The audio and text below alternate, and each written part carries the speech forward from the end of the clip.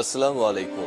সবাইকে স্বাগত জানাচ্ছি। আমি নাসরুল ইসলাম তন্ময়। শুরুতে বিআরবি কেবল সংবাদ শিরোনাম জানিয়ে দেব এই মুহূর্তে হাতে পাওয়া সর্বশেষ গুরুত্বপূর্ণ আপডেট বাংলা সংবাদ। শুরুতেই থাকছে বিডিআর হত্যাকাণ্ড নিয়ে সাবেক স্বরাষ্ট্র প্রতিমন্ত্রী সোহেল তাজ গুরুত্বপূর্ণ কিছু তথ্য ফাঁস করে দিয়েছেন।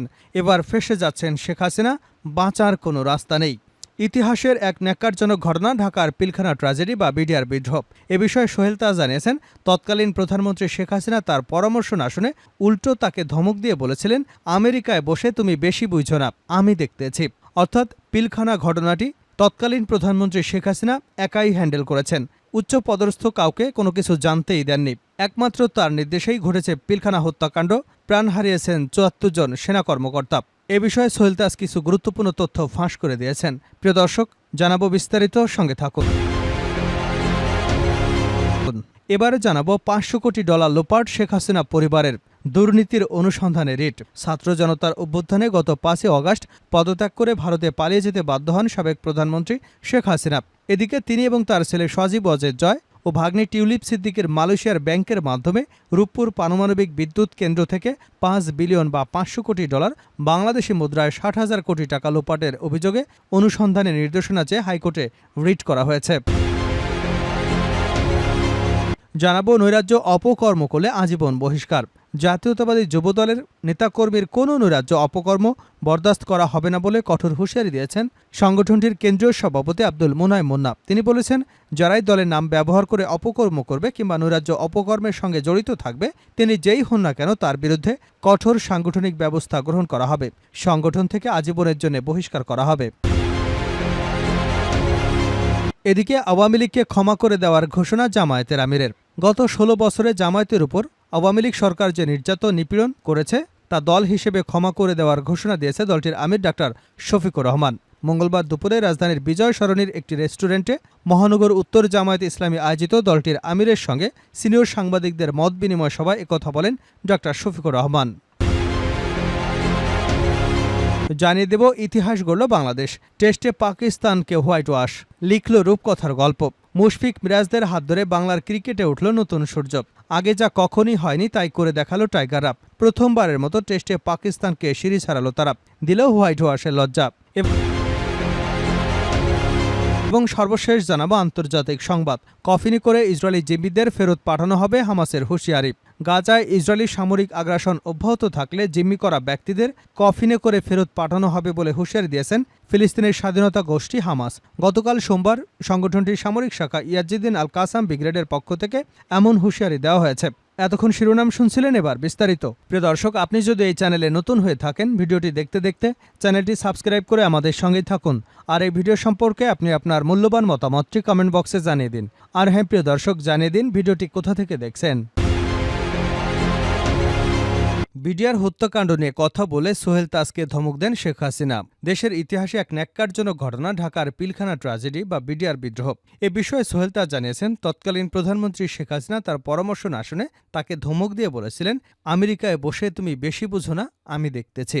২০০৯ সালের ২৫ এবং ২৬ ফেব্রুয়ারি সংঘটিত নারকীয় নৃশংস ও মর্মান্তিক এই ঘটনায় ৫৭ জন সেনা কর্মকর্তা সহ ৭৪ জন নিহত হন। মর্মান্তিক ওই ঘটনার পেছনে অন্যদের সঙ্গে তৎকালীন স্বরাষ্ট্র প্রতিমন্ত্রী তানজিম আহমেদ সোহেল তাজের ভূমিকা নিয়েও প্রশ্ন উঠেছিল। ঘটনার সময় যুক্তরাষ্ট্রে অবস্থান করা সোহেল তাজের দিকে অভিযোগের তীরও ছোড়েন অনেকে।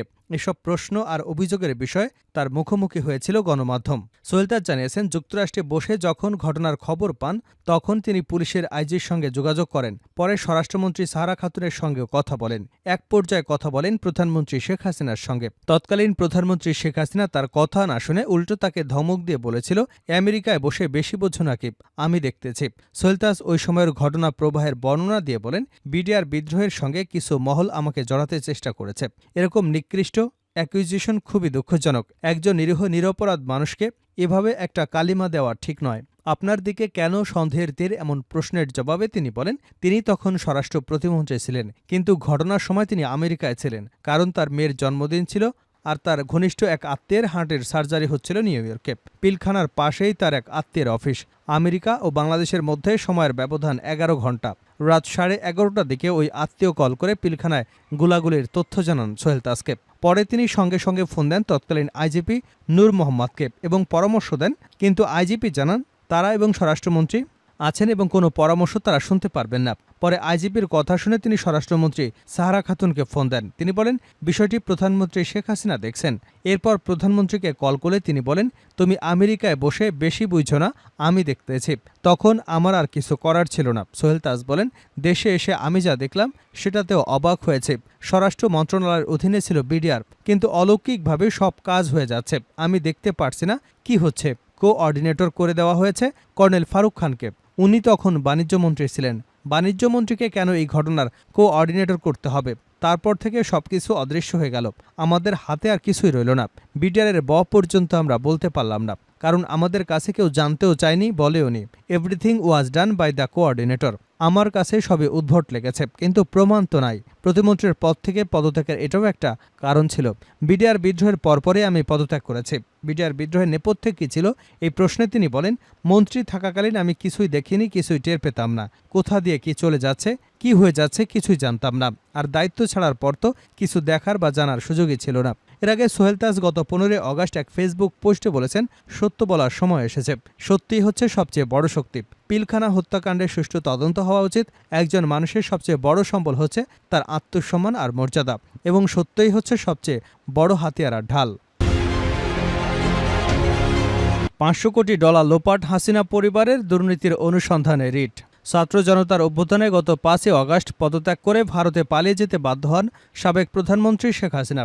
এদিকে তিনি তার ছেলে সজীব ওয়াজেদ জয় এবং ভাগিনী টিউলিপ সিদ্দিকের মালয়েশিয়ার ব্যাংকের মাধ্যমে রূপপুর পারমাণবিক বিদ্যুৎ কেন্দ্র থেকে $500 বিলিয়ন বা $500 কোটি বাংলাদেশি মুদ্রায় 60,000 কোটি টাকা লোপাটের অভিযোগে অনুসন্ধানের নির্দেশনা চেয়ে হাইকোর্টে রিট করা হয়েছে।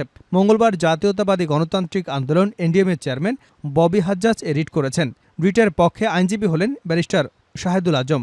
রিটে রূপপুর পারমাণবিক বিদ্যুৎ কেন্দ্র, শেখ হাসিনা এবং তার পরিবারের সদস্যদের দুর্নীতির অনুসন্ধানে দুদকের নিষ্ক্রিয়তার বৈধতা চ্যালেঞ্জ করা হয়েছে। দুদক চেয়ারম্যান সহ সংশ্লিষ্টদের রিটে বিবাদী করা হয়েছে। গত শনিবার গ্লোবাল ডিফেন্স কর্পের প্রকাশিত এক প্রতিবেদনে এমন চাঞ্চল্যকর তথ্য উঠে আসে। এছাড়া 19 আগস্ট রূপপুর পারমাণবিক বিদ্যুৎ কেন্দ্রে শেখ হাসিনা পরিবারের দুর্নীতি নিয়ে বিভিন্ন পত্রপত্রিকায় প্রতিবেদন প্রকাশিত হয়। ওই প্রতিবেদন যুক্ত করে হাইকোর্টে রিট করা হয়েছে। প্রতিবেদনে উল্লেখ করা হয়েছে, শেখ হাসিনা ও তার পরিবারের সদস্যরা রাশিয়ান রোসাটমের কাছ থেকে সোভিয়েত আমলের পারমাণবিক চুল্লি কিনতে $5 বিলিয়ন বেশি অর্থ আত্মসাৎ করেছেন। বিদ্যুৎ কেন্দ্রটি নির্মাণ ব্যয় $12.65 বিলিয়ন। মালয়েশিয়ার ব্যাংকে রক্ষিত বিভিন্ন রাশিয়ান স্প্ল্যাশ ফান্ড থেকে এই $5 বিলিয়ন বিভিন্ন ব্যাংকে স্থানান্তর করে শেখ হাসিনাকে সহায়তা করেছিল প্রকল্প বাস্তবায়নকারী সংস্থা রোসাটম, যাতে মধ্যস্থতা করেন সজীব ওয়াজেদ জয় এবং ভাগ্নি টিউলিপ সিদ্দিকে। দেশের সবচেয়ে বড় ব্যয়বহুল প্রকল্প রূপপুরের পারমাণবিক বিদ্যুৎ কেন্দ্র। আশা করা হচ্ছে এটি পুরোপুরি বাস্তবায়নের পর দেশের 20% বিদ্যুতের চাহিদা পূরণ করবে। সম্প্রতি এ বিষয়ে নিজস্ব অনুসন্ধানের ভিত্তিতে প্রতিবেদন প্রকাশ করেছে গ্লোবাল ডিফেন্স কর্পোরেশন। প্রতিবেদনে আরও বলা হয়েছে, রাশিয়ার সহযোগিতায় বিদ্যুৎ কেন্দ্রটি নির্মাণ খরচ ধরা হয় $1,265 কোটি। প্রয়োজনের তুলনায় যা অনেক বেশি। মালয়েশিয়ার একটি ব্যাংকের মাধ্যমে শেখ হাসিনাকে এই বাজেট থেকে $500 কোটি আত্মসাতের সুযোগ করে দেয় প্রকল্প বাস্তবায়নকারী সংস্থা রোসাটম। নিজের ভাগ্নি টিউলিপ সিদ্দিকের মধ্যস্থতায় রাশিয়ার সঙ্গে এই চুক্তি করেন তৎকালীন প্রধানমন্ত্রী শেখ হাসিনা। তার এই মধ্যস্থতার মাধ্যমে পাচার করা অর্থের 30% পেয়েছেন টিউলিপ, শেখ রেহানা এবং পরিবারের কয়েকজন সদস্য। 2013 সালে রাশিয়ার প্রেসিডেন্ট ভ্লাদিমির পুতিনের সঙ্গে শেখ হাসিনার সাক্ষাতের সময় সঙ্গী ছিলেন Tulip Siddiq. Global Defence Corp বলছে, সেই সময় ঢাকা মস্কোর $1 বিলিয়ন অস্ত্র চুক্তির মধ্যস্থতাও করেন তিনি। 2009 সালে প্রচ্ছায়া লিমিটেড নামে একটি ভুয়া কোম্পানি চালু করেন টিউলিপ সিদ্দিকি। তার মা শেখ রেহানা এবং চাচা তৎকালীন প্রধানমন্ত্রীর প্রতিরক্ষা উপদেষ্টা তারিক আহমেদ সিদ্দিকি। যুক্তরাষ্ট্রেও জোমানা ইনভেস্টমেন্ট নামে একটি কোম্পানি রয়েছে তাদের। গ্লোবাল ডিফেন্স কর্প বলছে, ওই কোম্পানির মাধ্যমে বিভিন্ন দেশের অফশোর অ্যাকাউন্টে অর্থ পাচার করতেন শেখ হাসিনা। তাদের এই কোম্পানিটির ডেস্টিনি গ্রুপ নামে একটি চিটিং ফান্ড কোম্পানির সঙ্গে যুক্ত হয়ে যুক্তরাজ্য সহ বিভিন্ন দেশে প্রায় $900 মিলিয়ন পাচার করেছে। নৈরাজ্য অপকর্ম করলে আজীবন বহিষ্কার মুন্না। জাতীয়তাবাদী যুবদলের কোনো নেতা কর্মীর কোনো নৈরাজ্য অপকর্ম বরদাস্ত করা হবে না বলে কঠোর হুঁশিয়ারি দিয়েছেন সংগঠনের কেন্দ্রীয় সভাপতি আব্দুল মুনায়েম মুন্না। তিনি বলেছেন, যারাই দলের নাম ব্যবহার করে অপকর্ম করবে কিংবা নৈরাজ্য অপকর্মের সঙ্গে জড়িত থাকবে, তিনি যেই হন না কেন তার বিরুদ্ধে কঠোর সাংগঠনিক ব্যবস্থা গ্রহণ করা হবে। সংগঠন থেকে আজীবনের জন্য বহিষ্কার করা হবে। সিলেট নগরীর একটি হলরুমে যুবদলের সাংগঠনিক বিভাগীয় মত বিনিময় সভায় প্রধান অতিথির এ কঠোর হুঁশিয়ারি দেন তিনি। যুবদল সভাপতি বলেন, আমাদের নেতা তারেক রহমানের নির্দেশ আছে, যদি দলের কেউ কোনো চাঁদাবাজি, নৈরাজ্য, অপরাধমূলক কাজের সঙ্গে জড়িত থাকেন, তার দায়ভার দল নেবে না। অপরাধী যত বড়ই হোক না কেন, তাকে দল থেকে আজীবনের জন্য বহিষ্কার করা হবে।